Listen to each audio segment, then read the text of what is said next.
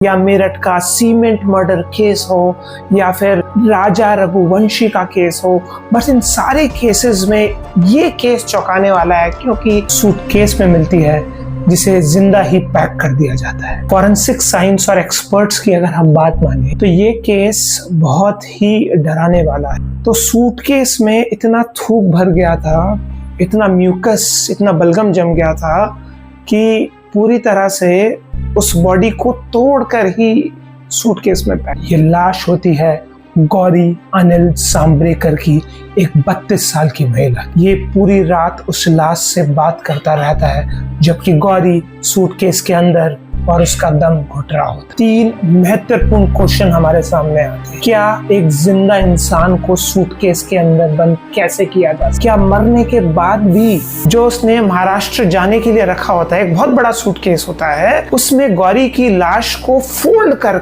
सोचिए कितना फोर्स लगाया गया होगा उस बॉडी को सूटकेस में डालने के, बिना म्यूटिलेटेड, बिना टुकड़े करके जबरदस्त। अगर आप देखेंगे तो जब गौरी को सूटकेस में बंद किया गया तो गौरी जिंदा थी। तो इंसान के मरने के बाद फॉरेंसिक साइंस में 2 इंपॉर्टेंट टर्म्स हैं, लिगर मोर्टिस एंड लिवर मोर्टिस। जैसे बॉडी का कलर गायब हो जाना, जैसे बॉडी पे कुछ स्पॉट्स आना, बॉडी पे नील पड़ जाना, बॉडी से बदबू आना। लेकिन गौरी अनिल सांब्रेकर की लाश पे ऐसा सिम्टम नहीं था मरने के बाद। ये एक आज तक एक रहस्यमय क्वेश्चन है कि राकेश ने जब गौरी को मारा उसकी मौत तब हुई या फिर सूटकेस में दम घुटने की वजह से उसकी मौत हुई। गौरी को मारा गया रात के 9 बजे तक और 12:30 या 12:45 बजे तक राकेश बैठकर उस सूटकेस से बात कर रहा होता है कि गौरी तुमने ऐसा क्यों किया, गौरी तुम इतना गुस्सा क्यों करती हो, तुम्हारी वजह से ये सब कुछ हुआ है, तुम्हें जॉब जाके बेंगलुरु में क्यों नहीं मिली। इस सब के दौरान